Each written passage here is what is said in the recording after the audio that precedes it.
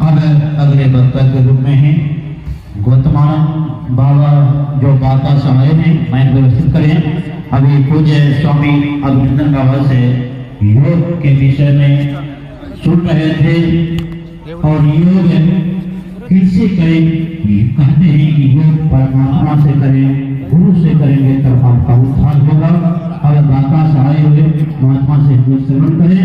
कहते हैं सुखदेव माथे सिर परे नाम हृदय से जाए, बलियारी वातु की पल पल नाम रटाए। अब प्रवचन श्रवण करें। बंदो गुरु पद कंज, कृपा सिंधु नरे रूप हरि, महामोहतम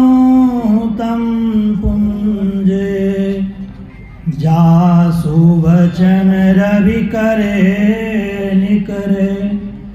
अव्यक्त रूप में सर्वत्र विराजमान पूज्यपाद संत सद्गुरु महर्षि में ही परमहंस जी महाराज के उभय पाद पद्मों में कोटि शरणमण, अपने आवास में अवस्थित पूज्यपाद आचार्य वेदानंद जी महाराज के उभय पाद पद्मों में कोटि शरणमण, मंचस्थ समस्त मुद मंगलमय साधु समाज के पाद पद्मों में कोटि शरणमण, आदरणीय कामत हाट के सत्संगीगण और भारत और नेपाल आदि देशों के कोने कोने से आए हुए सत्संगीगण को मेरा प्रणाम।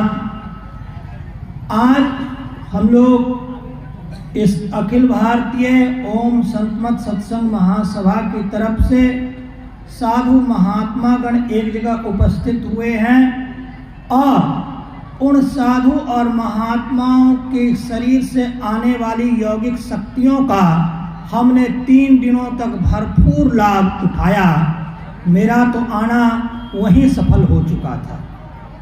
अब आपके लिए कहने के लिए कुछ आदेश आया है, उसी आदेश का पालन कर रहा हूं। आज का विषय है योग और सत्संग योग के चारों भाग से कुछ अंश का पाठ हुआ है। योग के लिए ज्ञान, मोक्ष के लिए ज्ञान और योग दोनों की आवश्यकता होती है। अगर हम केवल योग करते जाएं और ज्ञान पूर्वक ना करें तो फिर हमको यह समझ में नहीं आएगा कि हम अपने को जोड़े कैसे, परमात्मा से जोड़े कैसे। और यदि हम ज्ञान की आराधना केवल करते रहें परंतु योग करके जुड़े नहीं परमात्मा से, तो वह भी आधा ही हो जाएगा। जैसे बहुत सारे ईश्वर जगत इत्यादि के ज्ञान को बताने वाले संसारी शास्त्र आत्मा परमात्मा ईश्वर पर बहुत बात बोलते हैं परंतु उसका साक्षात्कार नहीं करते, तो उनका काम आधा रह गया। इसलिए जो ज्ञान और योग दोनों की उपासना करता है वह मोक्ष पद को प्राप्त करने में समर्थ होगा। फिर आगे कहा गया, आगे के पाठ में कि जो कि अंत समय में जीव का चित्त जिसका स्मरण करता है अथवा जो सोचता है, आगे का जन्म उसका वैसा ही होता है। अब इसमें आपको समझना यह है कि अंत समय में आप गुरु अथवा परमात्मा को कैसे सोचेंगे, कैसे उसका चिंतन करेंगे। जब जीवन भर नियम पूर्वक करते आएंगे तो अंत समय में भी आप वैसा करने में सक्षम हो जाएंगे। और जीवन भर यदि अपने गुरु अथवा परमात्मा का चिंतन आप नहीं करते आए हैं तो आप अंत समय में वैसा चिंतन नहीं करेंगे और महाभय जो होने वाला था हो जाएगा। आपकी योनि दूसरे में चली जाएगी, दूसरी योनि में आप चले जाएंगे। फिर यही मनुष्य होने के लिए तरसेंगे। यह वही मनुष्य शरीर है जिस शरीर में 10म द्वार है। यह 10म द्वार अन्य किसी और जो 84 लाख योनियां है उसमें भी नहीं है, और स्वर्गलोक के देवता गण में भी यह 10 द्वार नहीं है। तो फिर आप यही मनुष्य होने के लिए ललायित रह जाएंगे। फिर आगे कहा कि बिंदुनाथ जो है वो महालिंग है और शिव और शक्ति का निकेतन अथवा घर है। जो हम बिंदु की उपासना करते हैं और बिंदु में नाथ पाकर जो उसका श्रवण करते हैं, जो अरूप का ध्यान करते हैं, यही शिव और शक्ति का घर है, ऐसा आज के पाठ में कहा गया। तदोपरांत यह भी कहा गया कि नाद रूपी जो मन है यह भौं के बीच में निवास करता है, वही इसका श्रवण करने का प्रयास करना चाहिए। जहाँ दृष्टि की धारें जुड़ती है वहाँ नाद का उदय होता है, और उसका श्रवण हम नादानुसंधानकर्ता को करना पड़ता है। यह वही नादानुसंधान है जिसको हम शोध कहते हैं या रिसर्च कहते हैं, या जिसको साधारण आप डॉक्टरी कहते हैं, PhD कहते हैं। परमार्थ के संदर्भ में जो इस नाद की खोज कर लेगा उसी को सही में डॉक्टर माना जाएगा, और अंतिम उसके बाद अब कुछ खोज करना शेष रहता नहीं। यहाँ तक तो प्रथम भाग के पाठ की बात है। फिर आगे कबीर बाबा की वाणी का पाठ आया।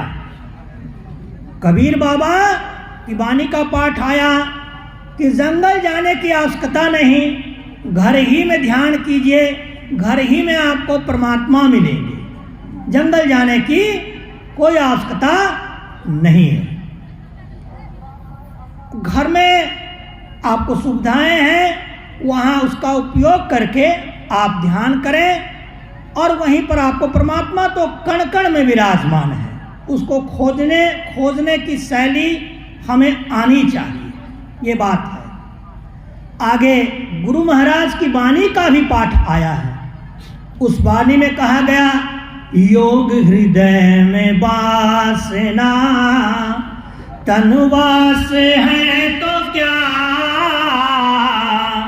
योग हृदय में वासना, तनवास है तो क्या, सत सरल युक्ति पासना, और पास है तो क्या। हम शरीर में निवास करते हैं, यह सत्य है, परंतु हमें योग हृदय में निवास करना चाहिए। कहने का तात्पर्य कि हमें योग करना चाहिए, योग करना चाहिए। और इसके बाद कहा गया कि योगमय जीवन जीने से हम परमात्मा को प्राप्त करेंगे, बाहर भटकने से कुछ मिलने वाला नहीं है। इसलिए हम अपनी वृत्तियों को बहिर्मुखता से आंतरिकता में ले जाएं, और दृष्टि योग की उपासना करें, और सूरत सद्योग की उपासना करें, और जीवन का जो लक्ष्य हम लोग को दिया गया था कि परमात्मा पद को प्राप्त करके हम आवागमन के चक्र से मुक्त हो जाएं, उसको हम पूरा करें। और इसी कार्य के लिए परमात्मा ने हम लोग को यह मनुष्य शरीर दिया था, और यह सत्संग आप लोगों को दिया है। शायद मेरा समय अब हो गया है। बोलिए प्रेम से श्री सद्गुरु महाराज की, श्री सद्गुरु महाराज की, श्री सद्गुरु महाराज की। आगे प्रवचनकर्ता के रूप में स्वामी मनीषम जी महाराज मार्गदर्शन करें। अभी स्वामी जी की वाणी सुन रहे थे और योग करने की, योग पर जोर दे रहे थे कि योग परमात्मा से करें। एक कवि लिखते ही जमाने में उसने बड़ी बात कर ली, जमाने में उसने बड़ी बात कर ली, जिसने अपने से मुलाकात कर ली, जिसने अपने से मुलाकात कर ली, तो मुलाकात जब तक नहीं होगी तो मुक्ति भी नहीं होगी। इसलिए अब हम लोग के बीच में हैं स्वामी मनीषम बाबा, उनसे जो अमृत की वर्षा होगी हम लोग श्रवण करें। और शांति नगर के श्री सदगुरु महाराज की जय। एक बार श्रद्धा और विश्वास के साथ सदगुरु महाराज का जय जयकार करें ताकि हम लोग का